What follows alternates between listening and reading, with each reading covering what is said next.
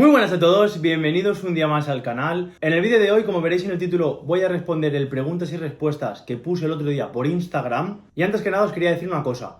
Sé que mucha gente que me sigue por YouTube no me sigue por Instagram. Y como quiero que todo el mundo tenga la oportunidad o la posibilidad de hacer vuestra pregunta o de lanzarme vuestra duda, he pensado que me podéis dejar en los comentarios de este vídeo vuestras dudas o vuestras preguntas para futuros vídeos. ¿Y por qué digo para futuros vídeos? Porque tengo pensado hacer una serie en el canal que sea respondiendo vuestras preguntas. Para los que me seguís en Instagram, una vez a la semana pondré un preguntas y respuestas para YouTube. Y para los que no me sigáis en Instagram, tranquilos que tendréis la oportunidad, como dejándome en los comentarios de estos vídeos, es decir, de los vídeos de preguntas y respuestas, vuestras preguntas, para que yo cuando haga los vídeos de esta serie os responda vuestras preguntas. Obviamente no voy a responder todas las preguntas porque si no el vídeo sería muy largo, así que yo creo que para empezar voy a responder unas cuantas, que el vídeo sea algo dinámico, que no sea tampoco muy largo, pero que tampoco sea muy corto. Y como siempre, pues voy a intentar responder vuestras preguntas lo mejor posible, resolver vuestras dudas y espero ayudaros. Así que nada, vamos con el vídeo. Por cierto, si me veis viendo la pantalla del ordenador es porque la tengo justo aquí a la izquierda y es donde tengo las preguntas apuntadas, ¿de acuerdo?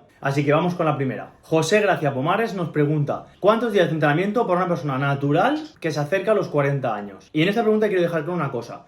Una persona natural debe o puede entrenar los mismos días que una persona que utilice sustancias anabólicas, porque al final la recuperación de tu entrenamiento va a depender no del uso de la química, sino del volumen de entrenamiento, de la intensidad del entrenamiento que metas y de las calorías que tengas en la dieta. Con lo cual, natural o no natural, da igual, ¿de acuerdo? Una persona de 40 años también da igual. ¿Por qué? Porque la edad es un factor más. Obviamente, una persona con mayor edad va a tener más dificultades a la hora de recuperarse que una persona joven, por ejemplo, de 20 años, pero si tu nivel de entrenamiento es más alto que el de una persona con 20 años, es decir, si tú con 40 años llevas 10, 15 años entrenando, aunque seas natural, aunque tengas 40 años, vas a poder recuperar y entrenar muchísimo más y mejor que una persona que tenga 20. Con lo cual, ¿cuántos días de entrenamiento? Pues depende. Si nunca has entrenado, yo te recomendaría que empieces poco a poco, es decir, que cojas el hábito de ir a entrenar 3, 4 días a la semana. Cuando ya lleves 3 o 4 semanas o 5 semanas, vas cambiando, vas aumentando los días de entrenamiento. Y yo lo que te recomiendo siempre es frecuencia 2, sobre todo en principiantes, ¿vale? Así que si eres un principiante, da igual la edad que tengas, da igual que vayas natural o no, yo te recomendaría frecuencia 2, empezando poco a poco, por ejemplo, 4 días a la semana, y luego puedes aumentar a 6 días a la semana y sobre todo darle mucha caña. Luego Iván_XD nos pregunta: sigo una dieta, pero a veces congestiono el entrenamiento y a veces no. ¿Por qué puede ser entonces? Pues bueno, puede ser porque tu dieta algunos días es más alta en carbohidratos que otras, porque estés, por ejemplo, en carga y descarga de hidratos de carbono y los días que estás más cargado, obviamente puedes entrenar con mayor congestión que los días que estás en descarga de hidratos. Puede ser que en la comida pre-entrenamiento hayas metido mucha más sal, que probablemente, o lo más seguro, yo te diría que es el problema que tienes por lo cual no congestionas, ¿vale? La sal o el sodio es el factor principal, o para mí, un factor muy determinante a la hora de asegurarnos una buena congestión durante el entrenamiento. Así que seguramente te diría que en las comidas pre-entrenamientos intentes meter siempre la misma cantidad de sal, la misma cantidad de hidratos de carbono, y con esto pues verás si siempre estás congestionando igual o no.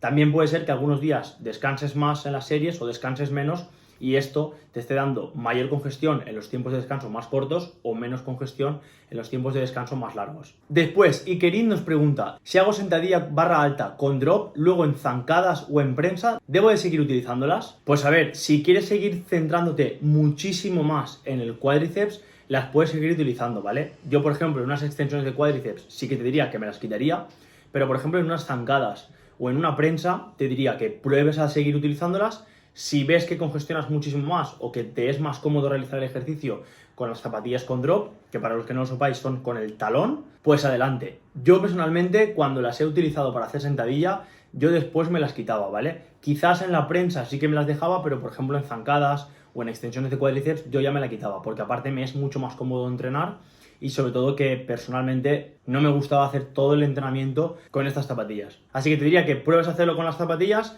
Si te ves cómodo, te gusta, pues adelante, sigue con ello.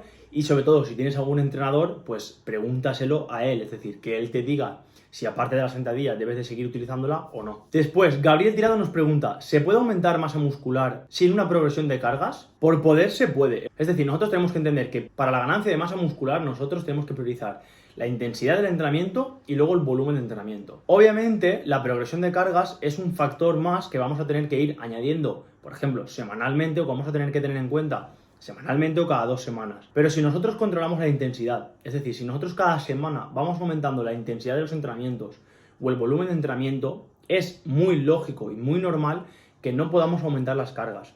¿Por qué? Si yo hoy, semana 1, voy a hacer press de banca y tiro 100 kilos a 8 repeticiones y la semana que viene, en vez de descansar 2 minutos, descanso 1 minuto y medio, estaría aumentando mi intensidad, no voy a poder hacer ni más kilos ni seguramente más repeticiones, porque el tiempo de descanso es mucho más corto. Entonces no me estoy recuperando lo suficiente como para poder aumentar las cargas en este aspecto. Por otro lado, si nosotros una semana hacemos 3 series y la semana siguiente nos tocan 4 o 5 o 6 series del mismo ejercicio, pues obviamente no vamos a poder aumentar nuestra carga, como mucho en la primera serie sí, pero en las siguientes series no. ¿Por qué? Porque vamos a llevar muchísima más fatiga que la semana anterior. Con lo cual, ¿vamos a poder aumentar la masa muscular igualmente? Obviamente que sí. Si nosotros tenemos más intensidad o más volumen de entrenamiento, vamos a aumentar la masa muscular. Pero la progresión de cargas creo que se debe de tener también en cuenta. Tú tienes que intentar siempre en todos los entrenamientos levantar un poco más pesado que el día anterior.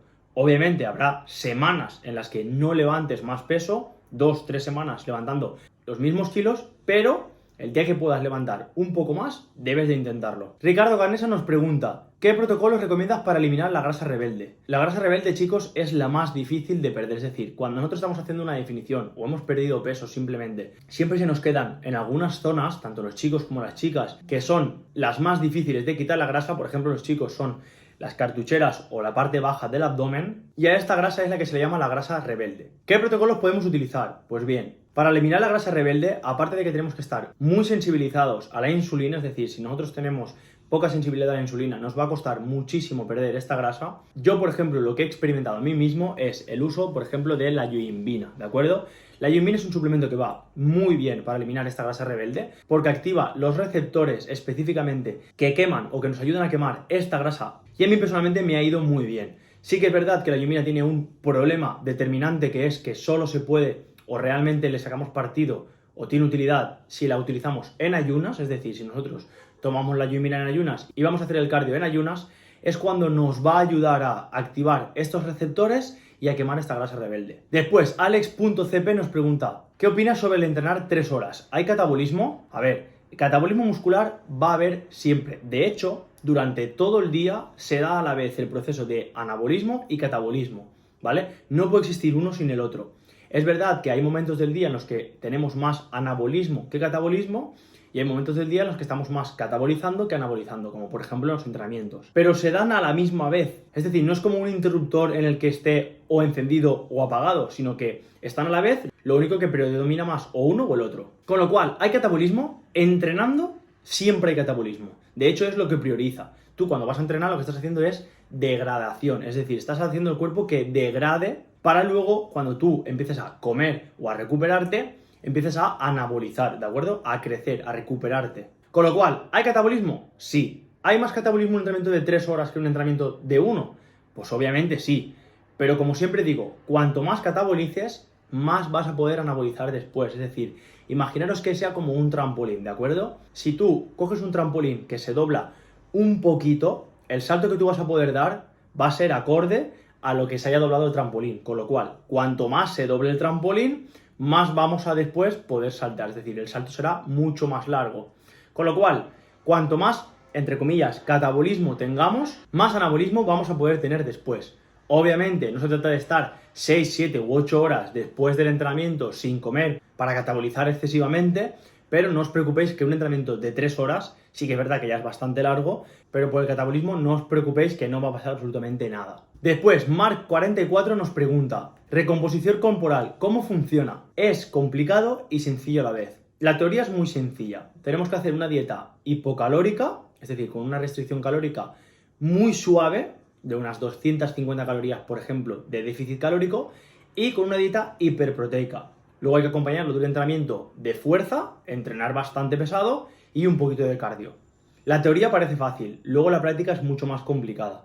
¿Por qué? Porque adaptar la rutina del entrenamiento y adaptar la dieta a una persona para que haga una recomposición corporal no es tan sencillo. Es decir, si controlas el entrenamiento y controlas de nutrición, pues te va a ser mucho más fácil programarlo. De hecho, a nosotros es una cosa que nos encanta hacer.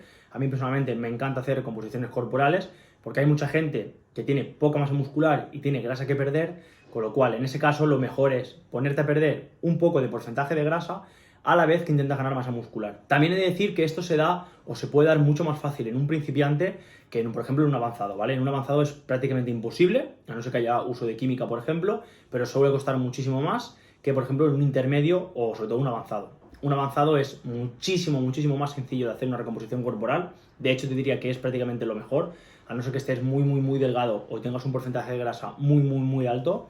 Lo mejor es hacer una recomposición corporal. Con lo cual, ¿cómo se hace? Pues ya te lo he dicho. Un poco de déficit calórico, una dieta hiperproteica, entrena lo más fuerte que puedas y haces un poquito de cardio. Poco a poco verás que vas bajando de peso, bajando de grasa, pero sobre todo que puedes entrenar más. Y ahí es que vas por el buen camino. Y por último, Gonza Villegas nos pregunta, ¿cómo se hace una dieta inversa en definición? La dieta inversa trata de cuando nosotros estamos en una definición o terminando la definición, aumentar nuestras calorías para que sigamos perdiendo grasa, es decir, bajando nuestro porcentaje de grasa, a la vez que ya intentamos ganar algo de masa muscular. Sería algo parecido a la pregunta anterior, algo parecido a la recomposición corporal, pero esto, por ejemplo, sí que podríamos hacerlo en personas ya más avanzadas en el entrenamiento. Como siempre digo, y me repito un poco, a mí es algo que me encanta probar, que me encanta implementar en las preparaciones que yo hago. Cuando estamos llegando ya al final de la definición, por ejemplo, que nos quedan 2 o 3 semanas, ahí ya me gusta aumentar las calorías, aumentar, por ejemplo, un poquito las grasas y un poquito los hidratos de carbono para volver a darle un motivo al cuerpo para aumentar el metabolismo, es decir, volver a darle gasolina al cuerpo para que aumente el metabolismo, nos pongamos otra vez como un Ferrari a quemar calorías y a quemar calorías, vamos a entrenar muchísimo mejor otra vez, vamos a poder entrenar con más intensidad y más volumen de entrenamiento y lo que vamos a conseguir es perder grasa porque hemos vuelto a activar nuestro metabolismo y ganar algo de masa muscular porque estamos comiendo un poquito más y sobre todo volviendo a entrenar un poco más. Es sencillo de decir, es muy fácil de decir como el caso de la recomposición corporal, pero luego llevarlo a cabo cuesta muchísimo más, ¿vale? Es algo un poco más complicado que, por ejemplo, una recomposición corporal, porque al final una persona principiante, quieras que no, sin querer, va a dar una recomposición corporal, pero la dieta inversa es algo más complicado. Es algo muy bonito, es decir, ver que una persona comiendo más pierde más grasa otra vez, es decir, sigue bajando el porcentaje de grasa y a la vez aumenta masa muscular, es increíble. De hecho, cuando a mí algún cliente me dice, tío, no entiendo cómo puede ser que hayamos comido más, que me haya apretado más y sin embargo me vea levantando más pesado, que haya ganado algo de masa muscular, es decir, es algo muy bonito, pero sí que es verdad que cuesta un montón. Así que nada, espero que las preguntas hayan quedado claras, sobre todo espero haberos ayudaros, tanto a los que habéis hecho la pregunta como a los que no. Si os ha molado la idea, dejádmelo en los comentarios. Tengo pensado hacer mínimo un vídeo a la semana de este tipo, así tengo mucho más fácil el hacer 3 vídeos a la semana, que sé que no lo estoy cumpliendo al 100%, pero de verdad lo voy a intentar. Voy a hacer 2 vídeos semanales que sean más didácticos y un vídeo semanal que sea respondiendo vuestras preguntas y respuestas. Así que si no me seguís en Instagram, al final del vídeo o en la descripción del vídeo lo tendréis. Podéis dejarme las preguntas tanto por Instagram como por los comentaririos de YouTube. Si os ha molado el vídeo, dadle me gusta, suscribiros para ver los siguientes vídeos y nos vemos en el siguiente. Un saludo.